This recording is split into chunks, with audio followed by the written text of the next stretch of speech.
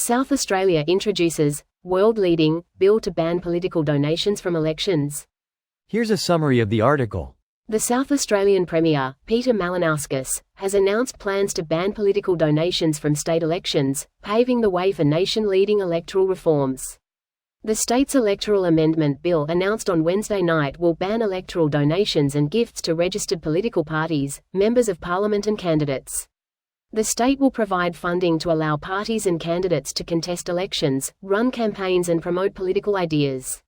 Malinauskas said his bill would put South Australia on the cusp of becoming a world leader in ending the nexus between money and political power.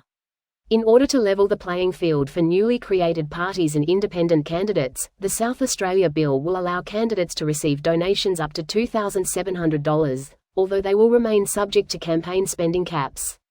If the bill is passed, a registered political party will be entitled to a one-off payment of $200,000 before the 31st of August 2026. The bill contained a suite of reforms including truth in political advertising, a ban on donations from socially harmful industries including fossil fuels, and tightening the definition of gifts to capture major party fundraisers, including dinners and business forums. This post received a score of 6,900, with an upvote ratio of 98%. Here are the top comments in response to this article. Can rich people self-fund at all? Can outside groups form, raise and pool money, and run their own campaigns for candidates? What about against candidates? Can they do this for issues and not candidates?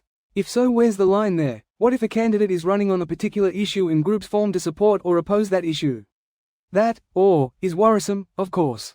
I'm sure Australian oligarchs will be fine paying a $50,000 fee for the now exclusive ability to exert influence over elections. If the penalty for a crime is a fine, that law only exists for the lower classes. $50,000 seems rather useless. If you are being bankrolled by someone or an organization, it's likely they'll cover you for the fine, which is probably minuscule to the donator. Should add lifetime ban from holding any governmental position to the list of penalties. It reminds me of the payout casino fees. Casinos are required to pay out X amount. If they do not, they're fined X amount. Donations should only be allowed to be made by a voter registered in that electorate. Electorate A with 100 voters isn't competing with Electorate B with 100,000 voters.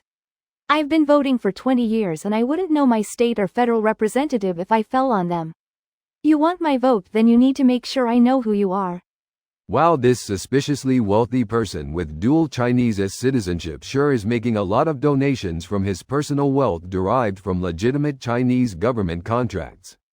There are literally no negative consequences to this. That said, I still think a system like this should be in place.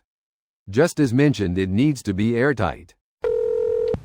World leading, LMAO. It's illegal to donate money to a politician here in Mexico. In my province in Canada, political donations can only be made by citizens, not businesses or lobby groups, are capped at $100 per year per citizen, no matter which type of financing, direct, fundraising event, etc., and are subject to audits. That has been the case for decades now. South Australia would allow annual membership fees of up to $100 and individual donations of up to $2,700 for new parties.